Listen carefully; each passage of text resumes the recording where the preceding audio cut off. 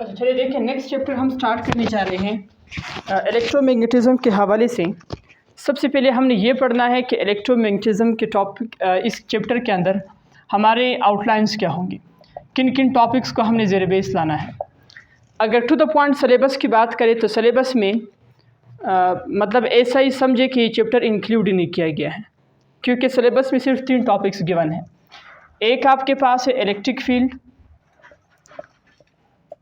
नहीं बल्कि कौन सा फील्ड, मैग्नेटिक फील्ड, क्लियर। और एक आपके पास है नालायको क्या चीज़, मैग्नेटिक फ्लक्स, और एक है मैग्नेटिक फ्लक्स डेंसिटी।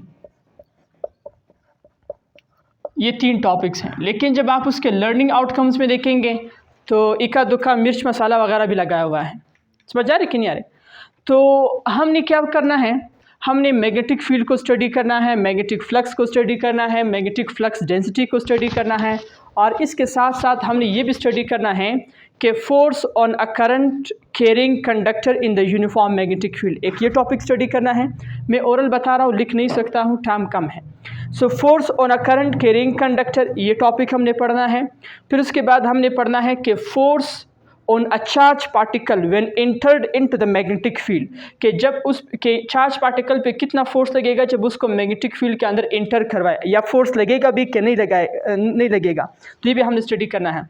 और फिर उसके बाद हमने ये देखना है कि लॉरेंट्ज़ फोर्स क्या होता है, यानी इलेक्ट्रिक और मैग्नेटिक जो दोनों फोर्सेस है अगर उनको कंबाइन करें तो उससे एक फ़ोर्स बनती है जिसको हम लोग क्या नाम देते हैं, लॉरेंट्ज़ फोर्स का नाम देते हैं। इसके बाद हमने ये पढ़ना है कि चार्ज टू मास रेशो कैसी होती है, सिर्फ स्लाइड टच देना है, बाकी आपको पता होगा, हम उसी टॉपिक के अंदर इंशाल्लाह कवर कर लेंगे।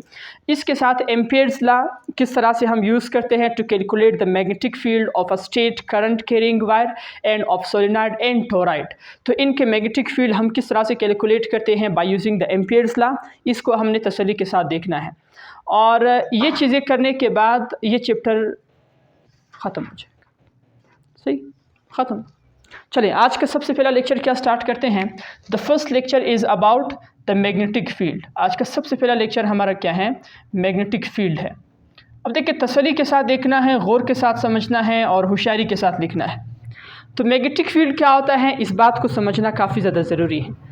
मैग्नेटिक फील्ड ऐसे फील्ड को कहा जाता है विच इज़ जनरेटेड, मैं लफ्ज़ क्या यूज़ करो, प्रोड्यूस्ड और जनरेटेड बाय इलेक्ट्रिक करंट, जो किस चीज़ के ज़रिए जनरेट किया गया है या किस चीज़ के ज़रिए प्रोड्यूस होता है, ड्यू टू इलेक्ट्रिक करंट। उस फील्ड को हम लोग क्या नाम देते हैं, मैग्नेटिक फील्ड का नाम देते हैं। मैं एमसीक्यूज़ के लिहाज से मतलब वो थ्योरी के अल्फाज यूज़ कर रहा हूँ। सो ये हम लिखेंगे कि जनरेटेड, जो पैदा हो किसकी वजह से, ड्यू टू इलेक्ट्रिक करंट, जो इलेक्ट्रिक करंट की वजह से क्या हो, प्रोड्यूस हो। इसमें कोई मसला तो नहीं है। एमसीक्यूज़ का पॉइंट समझो, electric current can produce, electric current की वजह से प्रोड्यूस होती है electric field only, magnetic field only, both electric and magnetic field, या none of this. Well done, शाबाश। तो इसका मतलब ये है पहले ही एमसीक्यूज़ में आपने मार खाई। समझ बात आ रही कि नहीं आ रही? पहले ही एमसीक्यूज़ में नालायकों आप लोगों ने मार खाया। Electric current can only generate, इस लफ्ज़ में देखो कितना फोकस कर रहा हूँ, इधर लिखा भी सबसे पहले यही लफ्ज़ लिखा, generate, produce only magnetic field. Electric field तो ऑलरेडी होती है चार्ज के साथ, वो जनरेट नहीं होता है, वो तो उसकी इंट्रिंसिक प्रॉपर्टी है। ये बात समझ आ रही है? एमसीक्यूज़ पे गौर किया करो कि एमसीक्यूज़ वाला बेचारा क्या रहा है, फिर इन्हीं को कि चीज़ गलत आए हुए हैं। मैंने तो सारे सवाल सीख किए थे। आ रही ये जो बात है ये आपको समझ आ रही है ना। So electric current can only generate which field, magnetic field. ये बात समझ आए कि नहीं? फिर ऐसे नहीं कि उधर बोथ पे फिर आप लोग निशान लगाएं कि शायद सर से गलत हो चुका हूँ लिहाजा बोथ पे लगाओ। तो मार्केट आपकी इतला के अर्ज़ क्या है कि मैग्नेटिक फील्ड जो है वो सिर्फ और सिर्फ जनरेट होती है किसकी वजह से, इलेक्ट्रिक करंट से। तो ये चीज़ मतलब ये एक एमसीक्यूज़ था जो मैंने आपको बता दिया, लिखने की ज़रूरत नहीं एमसीक्यूज़ को, बस यहाँ से लिखा जी। हाँ, हैव तो हैव नहीं, हैव सिर्फ इलेक्ट्रिक फील्ड, हैव का मतलब उसके साथ मतलब एसोसिएटेड है, वो सिर्फ इलेक्ट्रिक फील्ड है। हाँ, वो जनरेट क्या कर सकता है, मैग्नेटिक फील्ड को जनरेट कर सकता है। ये पॉइंट समझ आए? इसमें कोई मसला तो नहीं है। इलेक्ट्रिसिटी और मैग्नेटिज्म को सबसे पहले किसने कनेक्ट किया था? By Oersted. Well done. Oersted ने सबसे पहले इसको कनेक्ट किया था, लेकिन एक्सपेरिमेंटली और मैथमेटिकली किसने कनेक्ट किया था इलेक्ट्रिसिटी और मैग्नेटिज्म को? एम्पियर्स ने। ये बातें समझ आ रही कि नहीं आ रही? छोटी मोटी बातें ही, इसको याद रखना है। खैर, बार की बात हो रही थी मैग्नेटिक फील्ड की, तो मैग्नेटिक फील्ड इसको कहा जाता है। Next important point, magnetic field का काम क्या है? मैग्नेटिक फील्ड करता क्या है? So B remember, magnetic field is only deflecting field. Magnetic field सिर्फ और सिर्फ कौन सी फील्ड होती हैं? डिफ्लेक्टिंग फील्ड होती हैं। डिफ्लेक्टिंग फील्ड मीन्स नालेको चेंजेस डायरेक्शन, जो किसको तब्दील करती हों? स्पीड वगैरह को तब्दील नहीं करती हों। कोई चार्ज पार्टिकल आ रहा है, कोई चार्ज पार्टिकल इंटर हो रहा है मैग्नेटिक फील्ड में, बताओ मैग्नेटिक फील्ड उसको एक्सेलरेट करेगा या डिसेलरेट करेगा? कुछ भी नहीं, ना एक्सेलरेट ना डी एक्सेलरेट, बल्कि सिर्फ उस चार्ज पार्टिकल की क्या तब्दील करेगा? डायरेक्शन, पाथ को तब्दील करेगा। ये बात समझ आ रही कि नहीं आ रही? ये वो इंकिशाफ है जो मैं आपको बता रहा हूँ, इंकिशाफात है इसकी चीज़ें। तो changes in direction is known as the deflecting field, and that is why we say that it is non accelerating field. ये कौन सा फील्ड है? non-accelerating field which does not accelerate any charge particle or decelerate the charge particle or does not change the velocity of charge particle. ये बात याद रखो, does not change which what? Speed of charge particle. Charge particle velocity तो तब्दील करता है क्योंकि direction तब्दील करवा देता है। इसमें कोई मसला तो नहीं है। तो स्पीड को तब्दील नहीं करता है, स्पीड उसकी क्या रहती है? सेम रहती है। क्लियर भी बात करनी हुई। इसी वजह से तो फिर हम सेंट्रीपिटल फोर्स वगैरह और एक्सेलरेशन का फॉर्मूला यूज़ करते हैं। चलो खैर, बार के आगे चलते हैं, यहाँ तक कोई सवाल तो नहीं है। नेक्स्ट है इसका यूनिट। मैग्नेटिक फील्ड का यूनिट आपके पास है टेस्ला। जानते हैं सारे स्टूडेंट्स माशाल्लाह? ये Tesla is the SI unit and the CGS unit of magnetic field is Gauss, where when you want to connect Tesla into Gauss, Tesla is the greater unit, Gauss is the smaller unit. When you want to connect Tesla and Gauss, then be remember 1 Tesla equals to 10 raised power 4 Gauss. कौन समझ आया कि नहीं है? And from here we know 1 Gauss can be equal to 10 power minus 4 Tesla. ये इधर shift करें, ऊपर ले जाए, -4 हो जाएगा। सही भाई? तो ये चीज़ आपने याद रखना। This is the SI unit and another unit of magnetic field is, बताया ज़रा? मैग्नेटिक फील्ड का दूसरा यूनिट क्या होगा? वेल डन, शाबाश, वेरी गुड, बिल्कुल सीखा बच्चे आपने। तो मैग्नेटिक फील्ड का दूसरा यूनिट हमारे पास क्या है? वेबर पर मीटर स्क्वायर। यही चीज़ आप कह रहे हो बच्चे? शाबाश, बट भी कॉन्फिडेंट रहे ना, इसमें क्या। चले देखें जे नहीं नालायक, उसका दोबारा टेस्ट लाएगा, उसको देखेंगे इंशाल्लाह। तो देखिए ज़रा भाई, हमारे पास वैसे आप लोग इस चीज़ को पढ़ चुके हैं, magnetic flux equals to BA। समझ आ रहे कि नहीं आ रहा? Tesla metre square equals to weber, किसके बराबर होता है? वेबर। इसका यूनिट वेबर है और ए को इधर शिफ्ट करो तो क्या आएगा? Metre square is also the unit of magnetic field. ये भी किसका यूनिट है? देखो मैग्नेटिक फील्ड का यूनिट यहाँ से आ रहा है। समझ आ रही कि नहीं आ रही? बताओ 1 टेस्ला किस चीज़ के बराबर है? हाँ, बोलो शख्स, बोलो। यही वक्त है बोलने का वक्त है जी। न्यूटन एम्पायर कैसे पता चला? और कोई? चले चैप्टर नंबर 4 याद करें, इलेक्ट्रोमैग्नेटिक इंडक्शन।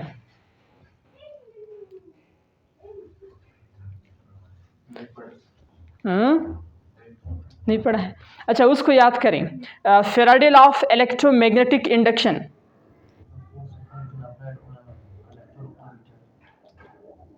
बिल्कुल सही कह रहे हो, बिल्कुल।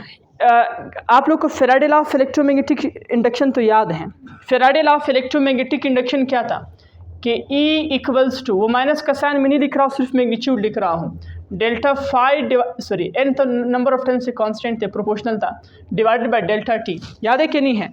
फिर हमने क्या किया था, इसकी वैल्यू लगाई थी, इसकी वैल्यू क्या थी, बी ए, यहाँ से आ रहे हैं बी ए था, डिवाइडेड बाई क्या है, टाइम है, क्लियर।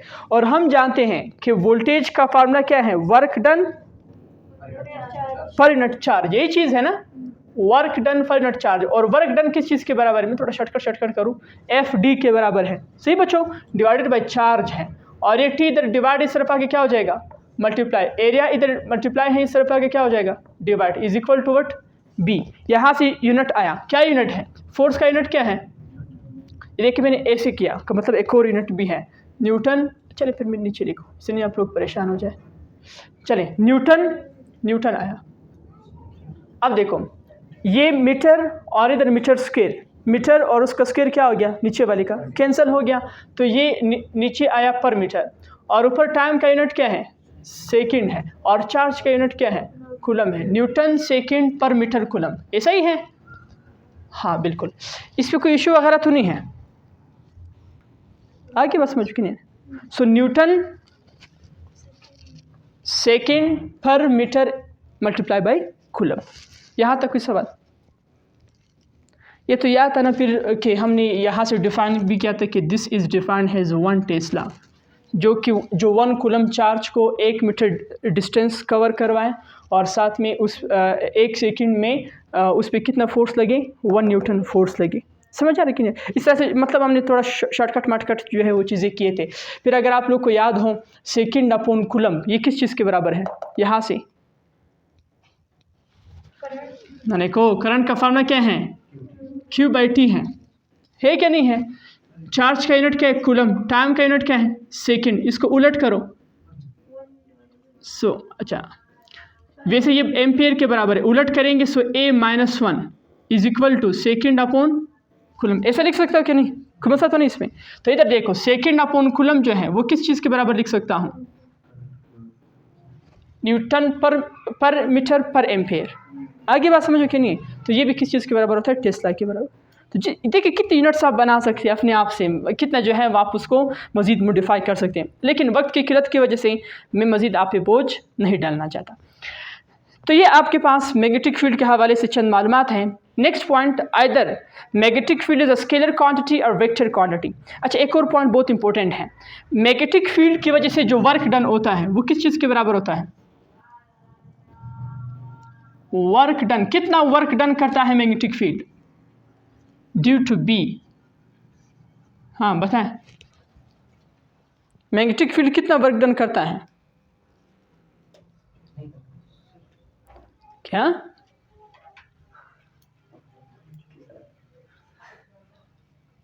कॉन्फिडेंस हो गया कि कॉन्फिडेंट, बी कॉन्फिडेंट, यानी नहीं कर सकते हैं, ठीक है ना, कुछ सही तरह से बताया करें। अब ये मैडम आप भी बता रहे थे ये वेबर पर मीटर स्क्वायर, नहीं तो ऐसे तो नहीं को, मतलब आप देखिए आप क्या कहते हैं, अपने राज मेरे साथ रखना चाहते हैं ताकि सर हमारे राज छुपाएं। भी कॉन्फिडेंट गलत हो गया तो क्या हुआ भाई, तो कोई सी बात तो नहीं है, सारे कोई ऐसे कोई PhD डॉक्टर्स तो नहीं बैठे हो, समझ आ रही कि नहीं, ना कोई आसमान से आए हो, कोई परिश्ते तो नहीं हो कि आपके पास सब कुछ हुआ। चलें, work done due to magnetic field is always equals to 0, हमेशा किस चीज़ के बराबर होगा, 0 के बराबर होगा। रीज़न आप दे भी सकते हैं कि चूंकि जब आप पढ़ेंगे टॉपिक, बल्कि आपने पढ़ा भी है, कोई ऐसी बात नहीं है, जब हम यहाँ पे पढ़ेंगे फिर भी आपको समझ आ जाएगा, लेकिन चल मैं दोबारा बता दूँ। फॉर एग्जांपल आपने किसी चार्ज पार्टिकल को मैग्नेटिक फील्ड में इंटर करवाया, तो उसका मैग्नेटिक फोर्स बराबर होता है किस चीज़ के, QV क्रॉस B के बराबर होता है, ऐसा ही क्या नहीं है, ये उसका जो है फार्मूला है। और वर्क डन का फार्मूला आपको याद है, FD बताओ कॉज ऑफ थीटा है। अब जरा देखिए, जो आपके पास वर्क डन है उसमें आया हुआ है कॉस थीटा। जब आप मैग्नेटिक फील्ड में किसी चार्ज पार्टिकल को इंटर करवाओगे तो देखो ज़रा गौर के साथ देखो, मैग्नेटिक फील्ड, ये वाला मैग्नेटिक फील्ड क्या है, इनटू द पेज है, ये मार्केट में से करो, इनटू द पेज है, और देखो इलेक्ट्रॉन किस तरफ आ रहा है, डिस्प्लेसमेंट किस तरफ कवर कर रहा है, समझ आ रही कि नहीं आ रही है। अब जरा देखिए इनके दरमियान एंगल कितना है, 90 का। जब एंगल 90 का हो सो कोस 90 किस चीज़ के बराबर होता है? तो ये देखिए आपके पास मैग्नेटिक फील्ड और वेलोसिटी में जो है वो 90 का एंगल आ रहा है, इसी वजह से वर्क डन यहाँ पे क्या हो जाएगा? जीरो हो जाएगा। समझ आ रहे कि नहीं आ रहे? ये यहाँ से भी सेंस बन सकता है कि चूंकि ये नॉन एक्सेलरेटिंग फील्ड है, एक्सेलरेशन जीरो है, सो एफ की जगह पे अगर आप एम ए लगाओगी भी तो ए को जीरो करो तो वर्क डन क्या हो गया? जीरो। अब जो भी रीज़न आप उसके लिए बताना चाहें आप बता सकते हैं। नॉन एक्सेलरेटिंग का मतलब यही है कि वो जो है उसमें एक्सेलरेशन जीरो, जब एक्सेलरेशन जीरो होगा तो फोर्स जीरो होगा, फोर्स जीरो होगा तो वर्क जीरो होगा, जो वर्क जीरो होगा तो हम कहेंगे work due to magnetic field is what? Zero. But B remember, work done due to electric field is not equal to zero. Electric field की वजह से वर्क डन जीरो नहीं होता, क्योंकि इलेक्ट्रिक फील्ड चार्ज को एक्सेलरेट करता है, उस पर हमने खुद पढ़ा भी इलेक्ट्रिक पोटेंशियल क्या था, पोटेंशियल डिफरेंस क्या था? Work done per unit charge. हमारी बात समझ में ना? तो ये चीज़ याद रखिए, work done due to electric field is not equal to zero, work done due to magnetic field is zero. इसमें कोई इशू वगैरह तो नहीं है। Next, either it's a scalar quantity और vector quantity. So about that is magnetic field B is a vector quantity. ये कौन सी quantity है? कौन सा वेक्टर है? स्केलर वाला वेक्टर है या वेक्टर वाला वेक्टर है? ना लिखो किधर वेक्टर वाले में स्केलर क्या किधर से आ गया? Magnetic field is a vector quantity. Magnetic field कौन सी क्वांटिटी है? सिंपल वेक्टर क्वांटिटी है। अब सवाल ये है, अगर वेक्टर है तो फिर लाजमी बात इसकी क्या होगी? डायरेक्शन होगी। तो इसकी डायरेक्शन को मालूम करने के लिए फिर रूल होगा कि नहीं होगा? That rule is known as right hand rule. Direction by right hand rule, by right hand rule. The next question, how to find the direction by right hand rule? So for that we have two cases. Number one, if wire is a straight conductor, अगर wire क्या हो? Straight conductor हो, इस sense में कि current उस wire में flow कर रहा हो, उस वायर से पास हो रहा हो, बिल्कुल स्ट्रेट। समझ आ रही कि नहीं? स्ट्रेट कंडक्टर से वायर पास हो रहा, करंट पास हो रहा हो, तो उस वक्त मैग्नेटिक फील्ड कैसे जनरेट होगी? या अगर हम उसको बेंड करें तो फिर उस वक्त मैग्नेटिक फील्ड कैसे जनरेट होगी? समझ आ रही कि नहीं? अगर करंट ऐसे मूव कर रहा हो तो फिर मैग्नेटिक फील्ड कैसे फाइंड करेंगे, और स्ट्रेट कंडक्टर में मूव कर रहा हो तो फिर मैग्नेटिक फील्ड कैसे फाइंड करेंगे? ये इंपॉर्टेंट क्वेश्चन है। तो सबसे पहले ये दो केसेस जरा डिस्कस करते हैं by using the right hand rule. तो सबसे पहले हम देखते हैं फॉर करंट कैरिंग क्या चीज़? Straight conductor, straight wire. जी बताओ। For current carrying straight conductor, ये एमसीक्यूज का पॉइंट है। द मैग्नेटिक फील्ड इज, उसकी बी होगी, स्ट्रेट लाइन में प्रोड्यूस होगी, सर्कुलर पाथ में प्रोड्यूस होगी, इन प्रोड्यूस होगी, या out of the page produce होगी? Well done. चलो देखते हैं इसको। लेट्स कंसिडर, हॉरिजॉन्टल भी ले सकते हो, वर्टिकल भी ले सकते हो। मैं मतलब ये वर्टिकल ले रहा हूँ ताकि आपको समझ आ जाए। करंट फ्लो कर रहा है, ये करंट की डायरेक्शन है फ्रॉम बॉटम टू टॉप। समझ आ रहा है? वैसे ये सारे बैटरी के साथ कनेक्ट है, सिर्फ मैं आपको मतलब थोड़ा सा हिंट दे रहा हूँ। अब ज़रा देखें, ये करंट जा रहा है बॉटम से किसकी तरफ? टॉप की तरफ। तो according to right hand rule, ये है राइट हैंड रूल, जो आपका थंब होगा, point that thumb in the direction of current, उसको पॉइंट करो किसके डायरेक्शन में? करंट, ये देखो उसी की डायरेक्शन में पॉइंट आउट किया। एंड कर्ल्स योर फिंगर्स, और अपनी उंगलियों को मोड़ दो। ये देखिए मोड़ दिया। समझ आ रहा है कि नहीं आ रहा है? दीज कर्ल्स फिंगर, ये जो कर्ल्स फिंगर हैं, will give the direction of magnetic field. ये आपको किसकी डायरेक्शन बताएगा? ये देखिए सर्कुलर पाथ में है कि नहीं है? अगर करंट डाउन है, समझ आ रहे कि नहीं? क्लॉक और एंटी बन रहे कि नहीं बन रहे? कोई मसला तो नहीं इसमें। तो कहने का मकसद मेरे क्या हुआ कि if the current is carried by a straight conductor, then the magnetic field produced. अच्छा पहले बताओ क्यों मैग्नेटिक फील्ड प्रोड्यूस होगी? Due to moving charges, due to the electric current which generates this field, जो इस फील्ड को generate करना चाहता है, याद होना चाहिए। तो हमने क्या कहा, इस सवाल का क्या जवाब दिया? Circular. So for current B is circular, B आपके पास क्या हुआ? सर्कुलर हुआ। ये राइट हैंड रूल का यहाँ से याद रखें कि यहाँ पर जो टी है, टी मीन्स थंब, ये किस चीज़ को शो करेंगे? करंट को। चले मैं इसे लिखूँ आई। और जो आपके पास एफ है, एफ मीन्स फिंगर, ये किस को शो करेंगे? बी को, बल्कि फिंगर्स नहीं, कर्ल्स फिंगर्स, कर्ल्ड फिंगर्स जो आपके पास हैं। सही है बच्चों? कर्ल्ड फिंगर्स आपके बताएंगे magnetic field which is circular. तो यहाँ से मैग्नेटिक फील्ड इस तरह प्रोड्यूस हुआ। ओ सॉरी,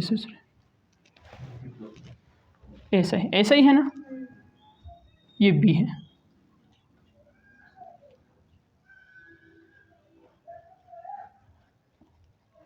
इसमें कोई मसला, कोई इशू वगैरह तो नहीं भाई? नहीं है बात समझ में? कोई बात समझ नहीं है आपको? चले सही है। तो ये आपके पास ये इसका वो है। अच्छा नेक्स्ट हमारे पास क्या है? अभी बता सकते हो अगर एग्जाम में आए, if a current is carried from bottom to top then the magnetic field is produced clockwise या एंटी क्लॉकवाइज। अगर एंटी क्लॉकवाइज में मसला हो रहा है तो वो घड़ी आपके सामने है, क्लियर? अभी सही क्या सिल भी उसके अंदर मौजूद। चलिए खैर, नेक्स्ट हमारे पास क्या है? इफ कंडक्टर इज सर्कुलर, यानी वायर जो है वो बेंट हो चुका है, सर्कुलर ऐसे सर्कल में है, फिर तो ये यूज़ नहीं कर सकते। फिर कैसे करंट की डायरेक्शन को, मतलब तुम कैसे फिर पॉइंट आउट करोगे? फिर क्या करोगे इसको ज़रा देखते हैं। केस नंबर 1 ये है। दूसरा केस है case number 2। If current is carried, अगर करंट कैरीड हो किसकी वजह से? बोलो यार, by circular wire, then B is, तब भी होगा क्या होगा? जी बताओ बच्चों। लेट्स कंसिडर, देखो बच्चों, देखो फिर राइट हैंड रूल को कैसे यूज, मैं इधर चलिए लिख लेता हूं। What is this? No. This is somehow resembling with circle. Clear? अब जरा देखें, अभी तक मैंने कोई करंट वगैरह शो नहीं कि आप लोग वायर का नाम ले रहे हो। तो अब जरा देखिए, लेट्स कंसिडर ये करंट है आई, ऐसे कैरी हो रहा है, सही है। Then curls finger along the direction of current, fingers को कर्ल करो किसकी डायरेक्शन में? दिस थंब, ये इसको कहते हैं thumb, this thumb will give the direction of magnetic field. ये थंब आपको किसकी डायरेक्शन देगा? Which may be either outward और inward if the direction of current is like this. आ रही बात समझ में कि नहीं आ रही? इसको कौन सा तो नहीं। इसका क्या मतलब हुआ? अच्छा, यहाँ पे देखिए स्ट्रेट था तो क्या मैग्नेटिक फील्ड प्रोड्यूस हो रहा था, लेकिन यहाँ पे स्ट्रेट की वजह से जो है, सॉरी, जब सर्कुलर होगा तो उसकी वजह से बी इन होगा और या बी आउट होगा, बल्कि स्लैश लगा लो, इनवर्ड और आउटवर्ड या बॉटम टॉप, इस तरह भी इसको कह सकते हो। इसको ऐसे भी लिख सकते हो, सही, ऑप्शन के ऊपर डिपेंड करता है, या अपवर्ड होगा या डाउनवर्ड होगा। अरे बात समझ क्यों नहीं आ रही? अप और डाउन किसको कहते हैं? अगर इन था तो आपके पास क्या होगा? डाउन होगा, ये सही है। और अगर आउट था तो फिर आपके पास क्या होगा? अप होगा। इस तरह से आप इसके सेंस जो है वो बना सकते हैं। आ रही सबको बातें समझ के नहीं आ रही? कोई मसला वगैरह तो नहीं है? तो चलिए ज़रा थोड़ा सा आगे चलते हैं। इसके हवाले से तो हमने पढ़ा। अच्छा, एक और इम्पोर्टेंट पॉइंट मैं आपको बता दूँ। लेट्स कंसिडर, दो सिंबल्स हैं। क्या है? सिंबल्स। एक को नाम देते हैं, बस ये पूर्ण पराकश को नहीं, सिंबल्स हमारे पास हैं। एक हमारे पास क्या बच्चों? डॉट। एक हमारे पास क्या है? क्रॉस। डॉट और क्रॉस किसको कहा जाता है ये समझना काफ़ी ज़रूरी है। कैसे?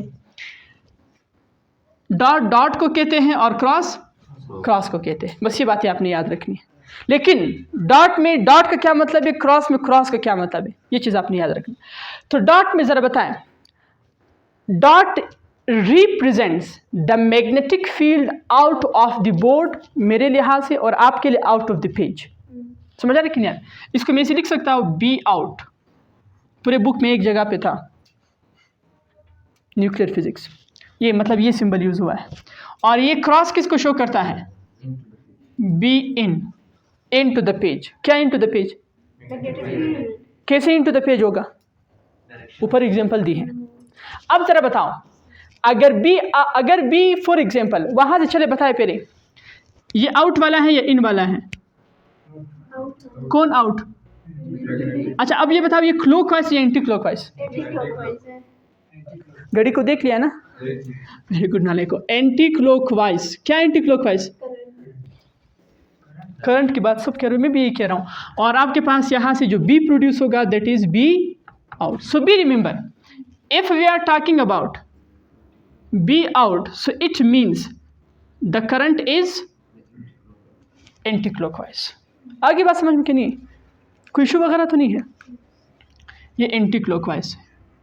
फिर भी अगर आप भूल गए, खुदा ना खास्ता, इंसान पे कोई भरोसा नहीं। अगर एग्ज़ाम वगैरह में कोई घड़ी वगैरह सामने अवेलेबल नहीं थी फिर क्या करोगे? या आप में भी कोई घड़ी वगैरह नहीं थी, तो और भी इनका फिर क्या होगा?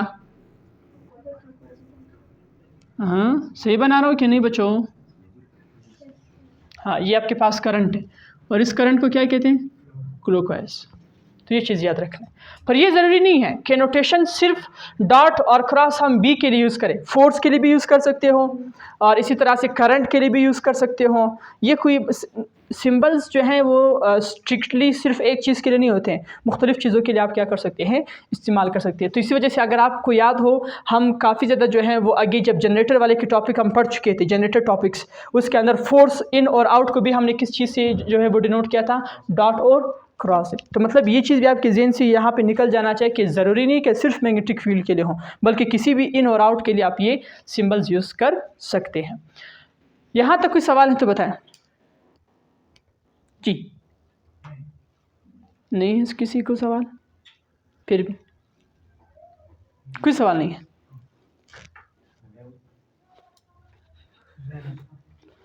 अच्छा,